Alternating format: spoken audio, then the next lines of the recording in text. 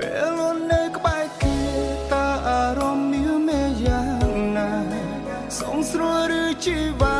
បានប្រឹងក្បត់ម្ដងលើកជាពីរខំខំមាត់មិនឆ្លួព្រោះមិនចង់ឲ្យស្នេហ៍ដល់ទីតែអូនវិញនារីរត់រត់ទីព្រោះអូនចង់ជួបពេលអូននៅក្បែរគេ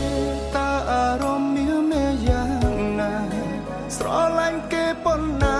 បានក្បែរបងដូចរៀងថប់ថប់បងបានត្រឹមឈរយំព្រោះបេះដូងនៅមិនតន់ស្ងប់តែអូនសុំចប់ព្រោះអូនមុខនឹងគេខ្លាចពេលអូននៅក្បែរគេតើអារម្មណ៍មានយ៉ាងណាសងស្រួលឬជីវ៉ាបានប្រឹងក្បត់ម្ដងលើកជាពីរខំខំមាត់មិនឆ្លួព្រោះមិនចង់ឲ្យស្នេហ៍ដល់ទីតែអូនវិញនារីរត់រត់ទីព្រោះអូនចង់ជួបពេលអូននៅក្បែរគេ